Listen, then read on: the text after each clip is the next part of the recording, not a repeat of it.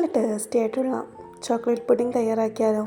Easy ആയിട്ട് തന്നെ തയ്യാറാക്കാം. അതിനായി ഒരു ബൗളിലേക്ക് കൊക്കോ പൗഡറും കോൺഫ്ലവറും ഒന്ന് മിക്സ് ചെയ്ത് ഇതിലേക്ക് കുറച്ച് മിൽക്ക് ആഡ് ചെയ്ത് കട്ടയില്ലാതെ മിക്സ് ചെയ്ത് മാറ്റി വയ്ക്കാം.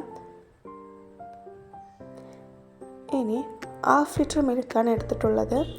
ഇത് തിളച്ചതിന് ശേഷം കുറച്ച് ഷുഗർ ആഡ് ചെയ്ത് അത് മെൽറ്റായതിന് ശേഷം ഇതിലേക്ക് കണ്ടൻസ്ഡ് മിൽക്കും ആഡ് ചെയ്തിട്ടുണ്ട്. ഇത് ഓപ്ഷണലാണ്, നിർബന്ധമില്ല. ഇനി ഇതിലോട്ട് നേരത്തെ മാറ്റി വെച്ച മിക്സ് ഇതിലേക്ക് ആഡ് ചെയ്യാം. നന്നായിട്ട് കൈ എടുക്കാതെ ഇളക്കി കുറുകി വരുവോളം വേവിക്കാം. തിക്കായി വന്നതിന് ശേഷം ഇതിലേക്ക് വാനില എസൻസ് ആഡ് ചെയ്യാം. എൻ്റെ വീഡിയോ ഇഷ്ടമായ ലൈക്കും സബ്സ്ക്രൈബും കമൻറ്റും ചെയ്യാൻ മറക്കരുത്. ഇനി ഇത് ഒരു സെർവിങ് ബൗളിലേക്ക് മാറ്റാം.